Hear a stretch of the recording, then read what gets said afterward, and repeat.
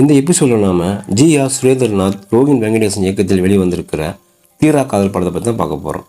ஜெய்யும் ஐஸ்வர்யா ராஜேஷும் கல்லூரி காதல்களாக வராங்க. சூழ்நிலையால் இருவரும் பிரிந்து விடுறாங்க. சிவதாவை ஜெய்யும், அம்ஜத் கானை ஐஸ்வர்யா ராஜேஷும் திருமணம் செய்து கொள்கிறாங்க. ஜெய் குடும்பத்துடன் மகிழ்ச்சியாக வாழ்கிறாரு. ஐஸ்வர்யா ராஜேஷ் கொடுமைக்கார கணவரால் சித்திரவதையை அனுபவிக்கிறாங்க. ஒரு கட்டத்தில் ஜெய் தன் வேலை விஷயமாக மங்களூருக்கு செல்லும்போது ஐஸ்வர்யாவை பார்க்க நேருது. அப்போது அவர்கள் பழைய காதல் மீண்டும் உயிர் பெறுது.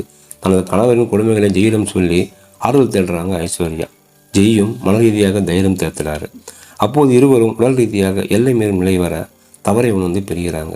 ஜெய் சென்னை திரும்புகிறாரு.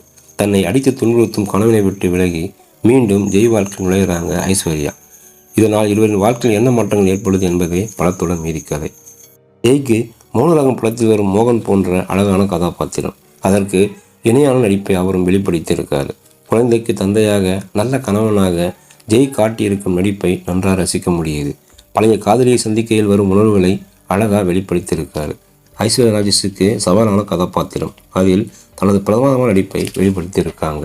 கணவனின் கொடுமைகளை எதிர்கொள்வது, காதலனை புரிந்து கொண்டு தவிப்பது என்ற உணர்வுகளை ஒட்டி நடித்திருக்காங்க. ஜெய் மனைவியாக வரும் சிவதா கதாபாத்திரத்தில் நிறைவான நடிப்பை கொடுத்து மனசில் நிற்கிறாங்க.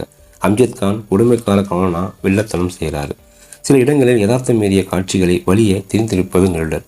இயக்குநர்கள் ஆர்.ஜி. சுரேந்திரநாத், ரோகின் வெங்கடேசன் இருவரும் சிறந்த காதல் கதையை சுவாரஸ்யமாக சொல்லியிருக்காங்க.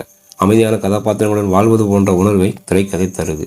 ரவிவர்மன் நீலமேகம் ஒளிப்பதிவு பல இடங்களில் படத்தை தூக்கி நிறுத்தியிருக்குன்னு சொல்லலாம். சித்துக்குமார் பின்னணி இசை ஒன்ற வைக்குது.